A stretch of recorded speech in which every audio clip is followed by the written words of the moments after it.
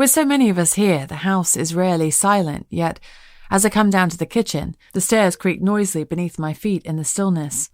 Plates are stacked as they were when Oliver and I went up, and the fridge is still full when I check it. The wolves must still be out, I decide, or it would have been ransacked by now. After long runs, they do a pretty good job of polishing off whatever food is handy.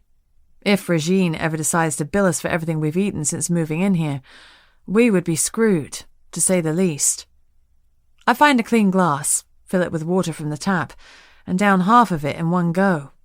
I had sex with Oliver, I say to myself, and can't help smiling. I had sex with Oliver, I think again, and it was good. So good. Alone here in the darkness, I feel myself blushing, which is absurd.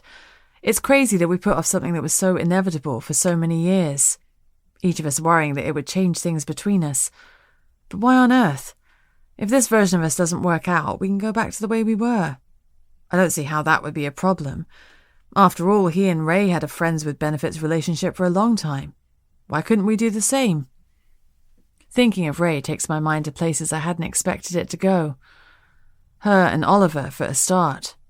I know that they messed around for years, but I'd never thought that deeply about it or wondered how he felt about it. I know her side of things.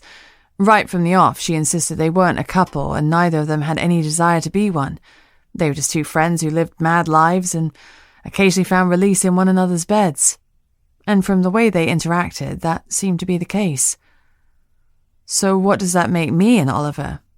Distraction from these crazy times is definitely something I've needed, but it seems that he's always wanted much more. What if I'm not able to give him that? What if, for me, it's just good sex and nothing else? One minute I'm feeling on top of the world, and the next I'm doubting myself again. Am I ready for more commitment? I'm not, am I? No, of course it can't work. Shit. I pace up and down with the now empty glass in my hand. What I need is someone to talk to, but who? Lou's been trying to get me to make up with Callan since we first got here.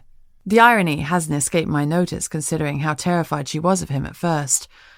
I guess arranging a private jet for our escape helped her see him in a different light. But she doesn't seem to understand that no matter what I may have felt for him before, I can't even look at him without feeling betrayed now. They say there's a fine line between love and hate, and I know for certain I hate Callan for what he did, and I'm not about to risk myself getting in a position where it might slip the other way, if it ever could.